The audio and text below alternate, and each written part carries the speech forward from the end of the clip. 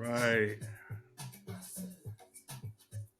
Okay, welcome to this week's edition of Game Changers. I've got a special guest here this week, a very well respected and good friend and colleague of mine that I have been working with now for the last 3 years. I'll get into that here shortly, but let me kind of give the backdrop on Game Changers for those first for folks that have not been or had the privilege of watching us in the past and in the past episodes.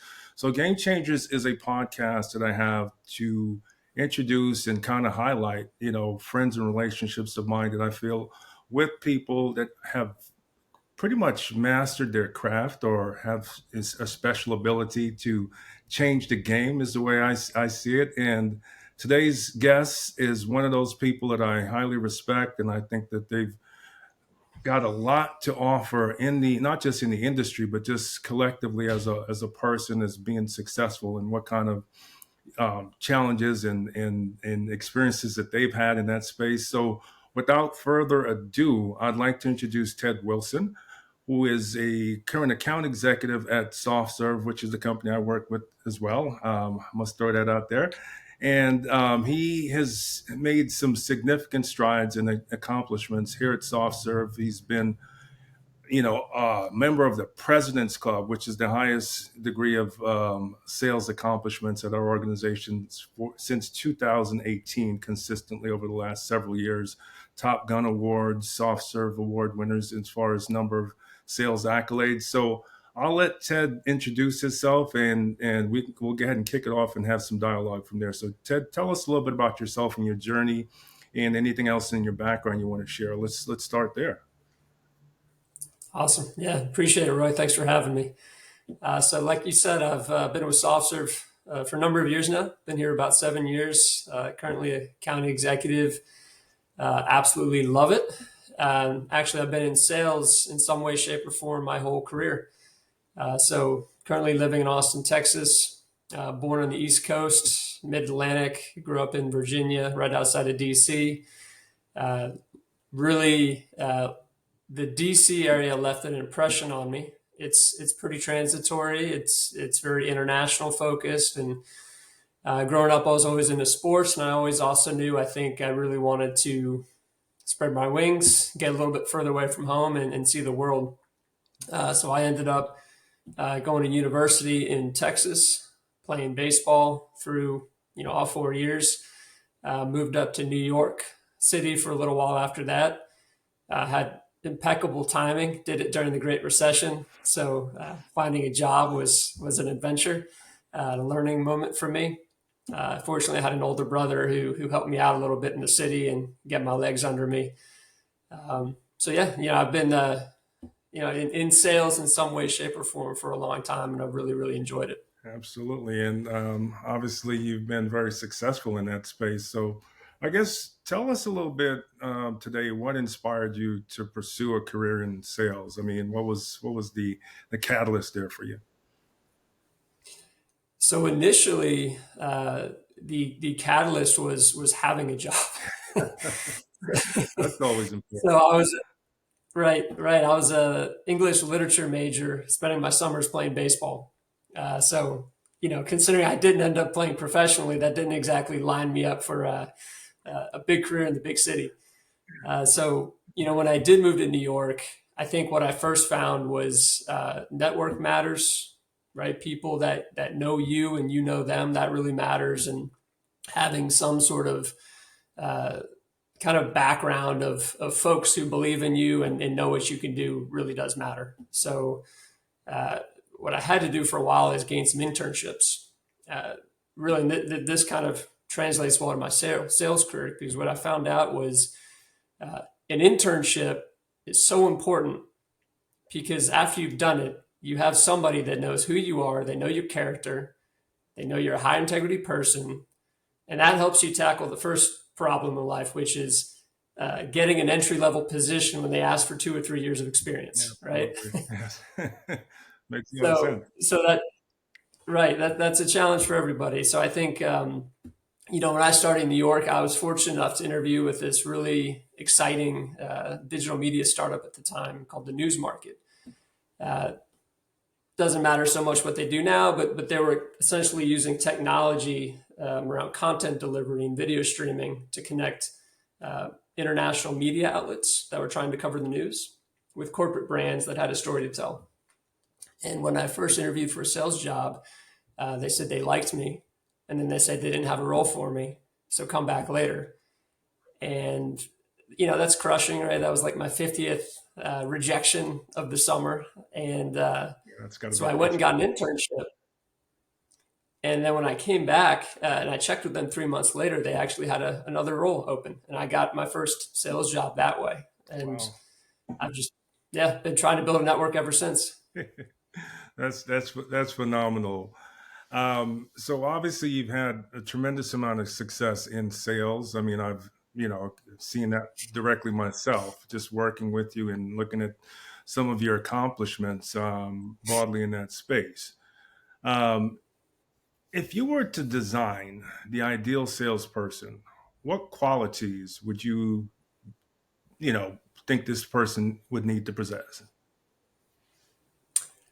I think a lot of people tend to think of hard work, persistence, or they go the other route, which is like technical acumen and technical background, right? So one allows you to persist through adversity, one allows you to sell kind of from a place of authority and authenticity.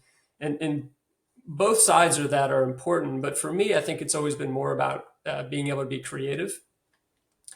A little bit of an undersold attribute maybe in salespeople, particularly right for you and me. We're in consultative services based selling. Hmm.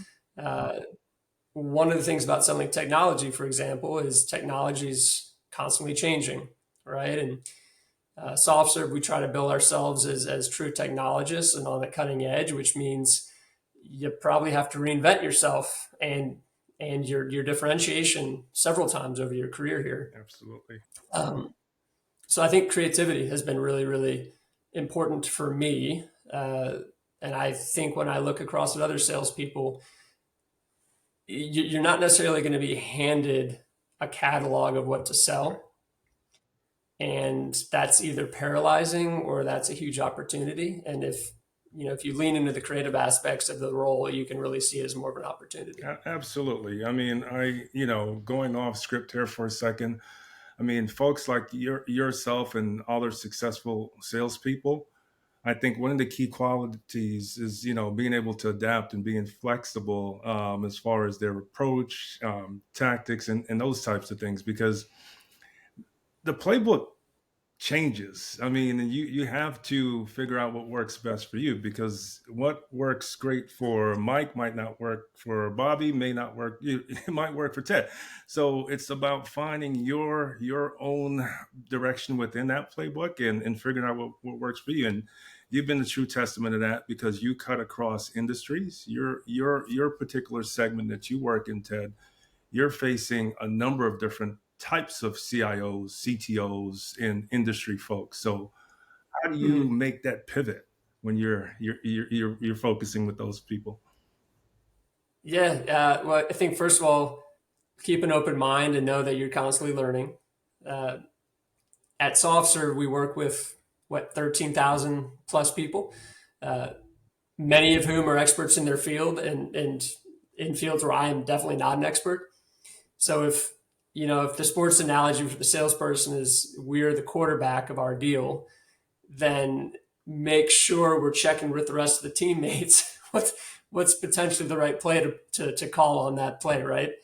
Um, so I think for me, there's the real deep technology sales where you lean heavily into the technologists we work with.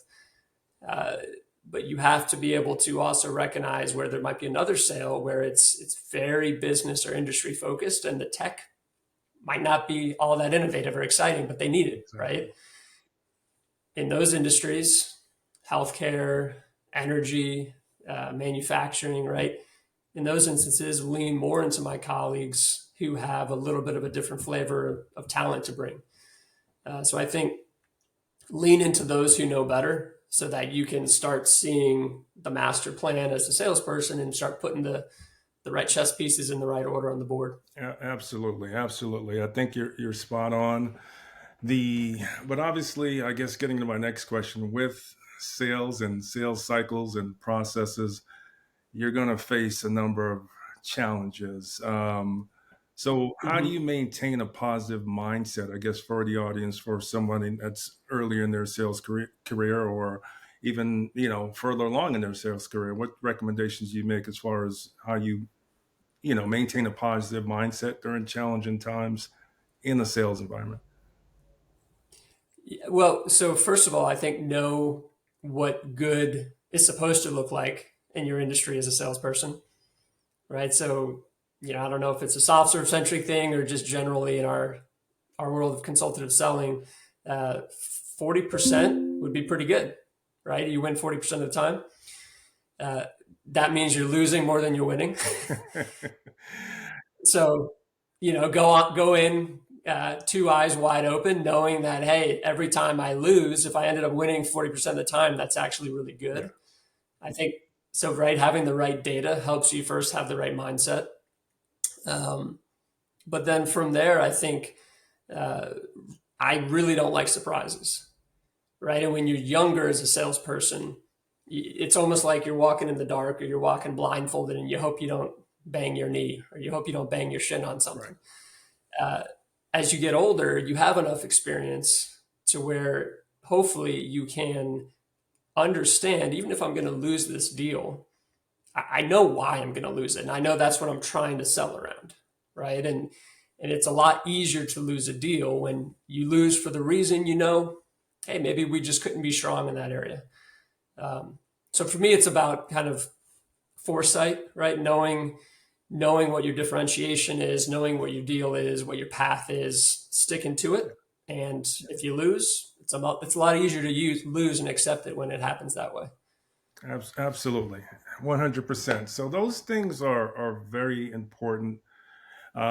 One of the other things that I think you would agree is building long-lasting relationships. So, can you talk a little bit about the importance of building those relationships and how that's made you successful? Because you work with a lot of partners and things like that. You've got a pretty broad ecosystem across industries. So let's talk about that. Sure. Yeah, I think for me, it's always been important to think of everything as an ecosystem, right? So it's intimidating if I go out January 1st every year of the new year and think, I've got nothing, right? I've got to build pipeline. I've got to build interest. I've got to generate demand. So you mitigate that by having partners, and it could be formal partnership channels, could be just an informal ecosystem of people who believe in you or know the good work SoftServe can do. So that takes a lot of the risk out, and I think a huge part of it is making sure that when you win, for example, with us at SoftServe, when we win, it's as a team, and everybody feels a little bit of that slice of ownership. And guess what? If everybody feels a little bit of ownership, everybody's going to want to win more. They're going to want me to win more, and that extends to customers, right? If you appropriately and politely assign the right roles of ownership to people in your whole project, people want to win together. That's one of the things that I've matured with as I've gotten older. People want to, first of all, people love doing favors. If they think you're a good person, they want to help out. Yeah, Uh, People want to win as a team. People generally don't want to win as individuals. It's more gratifying, and that's your ecosystem, right? I sell this. Well, who indirectly benefits when I do that, right?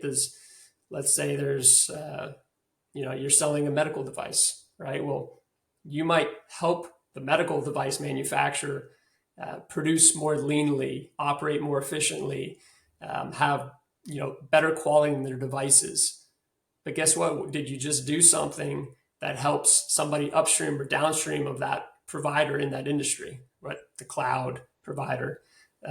The data becomes valuable for somebody in the actual healthcare uh, section of that economy, right? So I think there's a lot of ways to think about it. yeah, absolutely. Spot on. I think that makes a lot of sense. I mean, the overall collaboration and working within the sales culture or in that team organization. I think a lot of that for you, I would assume, comes from your background in sports and working with teams and seeing the success that teams can have together once you buy in and have enough of a win strategy. So those things are phenomenal, and it pays off tremendously in our field for sure as far as sales. Um, so in a dynamic business environment, how do you stay adaptable, I guess, or adjust your sales approach as you cut across these different industries or you have these different interactions with these high level executives? Let's talk about that a little bit. Sure. First of all, I read a ton. I'm a huge geek for reading. I constantly have 3 or 4 books on my nightstand next to where I sleep.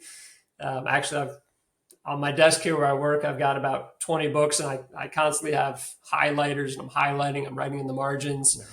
Yeah, So I think that's obvious, right? Life is learning. If you think learning stops at one point, then shame on you. Um, and another thing, you mentioned sports. I'm a huge baseball guy, right? So Clayton Kershaw, everybody knows Clayton Kershaw.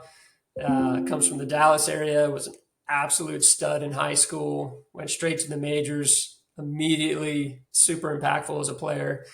He's got a gift of God left arm on him, right? He's throwing 97 miles an hour. But as his career progressed, you see naturally wear and tear wears on his arm. He doesn't throw 97. that's right. All of a sudden, there's spring trainings where he's throwing 89, 90. Mm.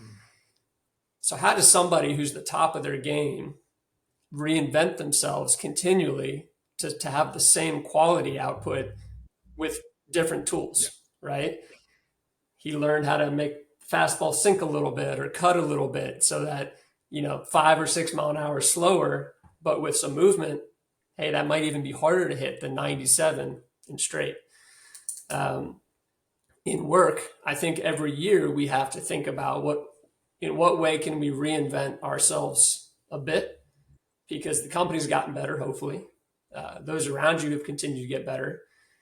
Clients have continued to change, and of course, technology itself is rapidly changing every year. So I think looking at it as a continual reinvention is super important. I completely agree. You played baseball, I played basketball. The way I would think of it also is because I look at Michael Jordan, for example. So in his early in his career, phenomenal, always been a phenomenal athlete. But as you get later in your career, once you get a little bit older, you have to make the adjustments because you may not Yep. have those physical attributes the way that they were anymore. So you may jump a little bit less high. You might have less explosion on your jump shot. So you have to start thinking more about what advantages you can apply that will counter for the lack of the physical um, success or advantage that you used to have. So exactly what you said. So I completely Yeah. agree. Well, in look like selling through a channel at SoftServe is really important and valuable and impactful, and it's great for the customer. But one cloud provider in 2018 might have had a focus then that is totally different than their focus in that same industry might be here in 2024, 6 years later. And that's natural, right? That business is constantly evolving. So, uh, for example, you or I as sellers might lean into one channel partner very differently year to year. And that's just staying on top of our game and knowing, again, going back to the network effects, knowing what their focuses are, what our focuses are, finding the synergy, and then reinventing it year to year. Absolutely.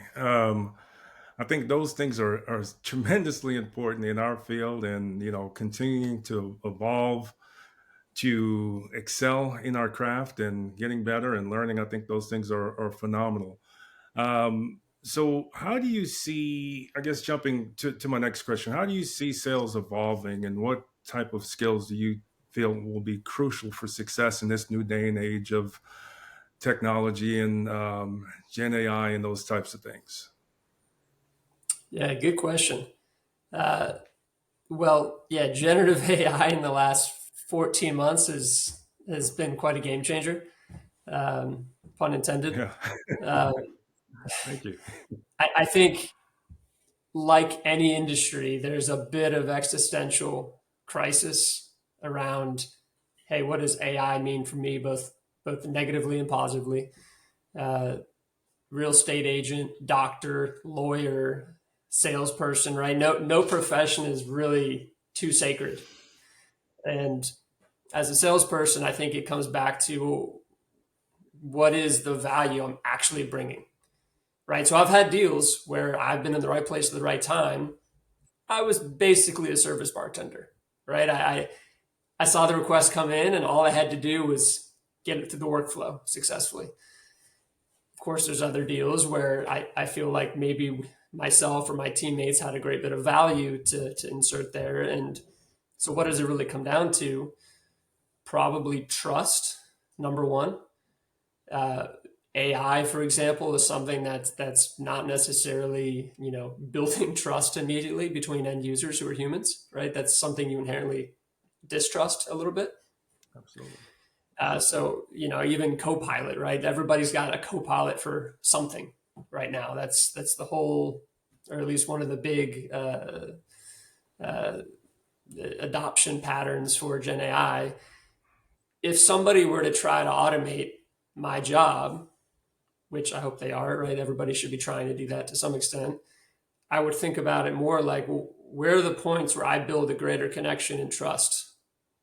And I do that through a number of ways. I could do that by knowing my corporate knowledge base better than Gen AI could, That's right. right? Knowing individual people and their strengths better, um, knowing some of the politics and the intangible factors at play for the customer. That's something that Gen AI is really not going to be able to quite handle, at least yet. Yeah. Um, and that's just the AI component, right? I mean, I think there's also a lot of different technologies beyond AI that are making us have to adapt a lot. Absolutely. I mean, there's limitations, of course. I mean, to your example, Gen AI is not going to be able to determine some of the real time cultural nuances. Gen AI cannot read the room in real time in a Right. sales conversation. It just doesn't work that way. There's certain cues and things that us as humans and professionals, as you get more experience, that can easily pick up that, that's it would be quite a challenge for automation. So Yeah. Yeah. I mean, I keep telling myself, year to year, being in sales and having a quota, hey, there's going to be a time where it gets a little old. But so far, it hasn't. And I think one of the reasons is you and I are in a great industry. Uh, Technology changes every year, right? So if you feel like it's getting stale, just hang around a few more months and things will change. absolutely, it's ever changing. I would say, that comes with the territory. For us, it I would say there's a certain level of job security if you stay ahead of the curve. Right. So you're always going to need folks that understand, certain nuances around the technology in certain industries, and not just that. I think for me, sales is not just about knowing the processes or the industries or the technology. It's about the relationships. Yeah. Those are what successful sales people. Those are the traits that they focus on. But that relationship is huge. I think that really moves the needle. People want to do business with folks that they feel comfortable with and they like. And I think you've are illustrated that for a long time, knowing enough of the technology and the industry and the processes and all those things. But that relationship is piece is key. So that bring so I'm sorry, did I cut you off? No, no, no. I agree with everything you just said. One thing that frustrates me is, in the sales world, there's always a concept of a lead, right? As an inbound lead, as an outbound lead. And I think, like you, I spend a lot of effort on my relationships, and it's a long game, right? It's not take somebody to coffee once and expect them to give you a project the next time you talk, right? So uh, I might spend 6, 12 plus months fostering some relationship, and it gets to the point where we're talking about a real project. To me, that's not an inbound lead, right? That's something I've worked my tail off to build that trust, to get to that point, and I'm not passing that off, right? I want to perform for that person at this point because they've given a little bit of their trust to me, and I want to, I want to deliver on that. Absolutely, and that's what really makes you a game changer. You understand that, and you own your craft, and I think you get better at it every day. I think those are things that are really important to attribute to success. So for you, what's your personal professional goals? I guess coming off of all the success you've had, so what's next for you from a personal professional goal standpoint in the next coming years? What are you thinking? Yeah, good question, Roy. I think first and foremost, spending so long at SoftServe, I'm very focused in the near term on supporting Ukraine. There's no way not to be. I spend every business hour and some non-business hours talking with our colleagues, many of whom are in Ukraine. Uh, so at like the most basic level, everything good that you and I do generates a positive impact on the economy over there, Absolutely. right? So that's extremely motivating. That's my number one motivator. Also, just pride. Um, I really, really take a lot of pride in the team that we have. In a lot of instances, we work very hard. So that's constantly motivating. Uh, for me, I would love to think in the future how uh, maybe blur the lines a little bit between consulting and sales and leadership so that I don't have to pick a path per se, but I can try to pick the things where I feel like I'm pretty good and other areas where I can learn and have more of a blended role. Because I feel like that's a problem sometimes in companies, right? Companies grow and you either are, an independent contributor or you are a people manager. Right.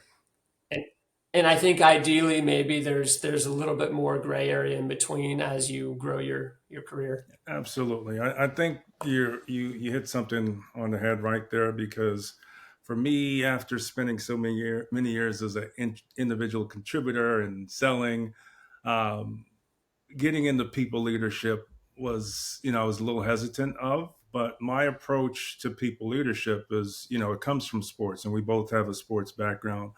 I see myself more as a coach than than a manager.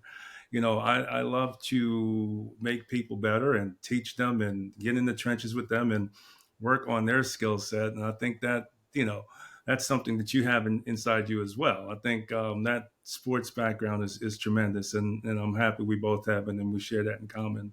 Yeah, absolutely. I mean, like the player coach concept is a beautiful thing, right? I mean, if I was going to lead a team of sellers, I think the first thing I'd do is go find a deal to give them because I don't want to prove to them I can That's sell. right. Also, I want to show them, the full sales life cycle. Spot on. Yeah, so I totally agree. I think, and then this, I mean, sports are so great for everything in life, business, sales. I think it's one of the top criteria I'd look for salespeople, no doubt. Absolutely. I think what we've established here today is just kind of, what the qualities are that we both agree upon as far as having successful sales careers, and just kind of the upkeep that you got to have as far as maintaining, a certain level of knowledge, and being flexible and adaptable to some of the changes in the industry or technology. I think those things are important. So, Ted, any closing thoughts you want to leave us with today? I mean, we definitely appreciate having you on today, but any closing thoughts? Just keeping with the sales centric theme for a moment. One thing that I think is a growing pain and then becomes a huge opportunity as a salesperson in your career. If you sell long enough, you end up knowing a lot of stuff about a lot of things. Yes. Maybe not too deep, Yes. but like, you sell to heads of finance, heads of supply chain, manufacturing, uh, obviously, technology officers and information officers, information security. And I think there's a little bit of an inflection point where if you sell long enough, you end up thinking, wow, I actually have a bit of a perspective to share, Yes. right? And a little bit of the chief dot connector type mentality. So hopefully career salespeople get to the point in their career where they have the confidence and the maturity to be inflective about that and say, you know what, I'm not going to hold silent. Actually, I just heard somebody that's much more senior than me say something that I just don't agree with. So I'm going to disagree respectfully. And I think that's going to actually end up making this whole thing better. Right. Absolutely.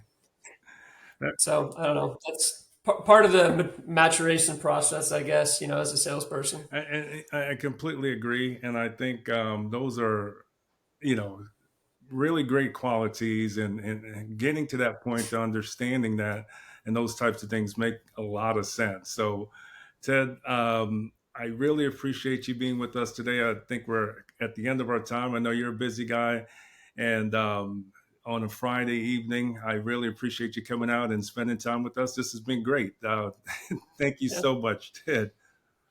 Yeah. Yeah. Likewise, Roy, I appreciate our friendship. So Absolutely. thanks for having me on. Yeah, sounds good. Take care, my friend. All Okay. right. Bye All right. bye. Bye bye.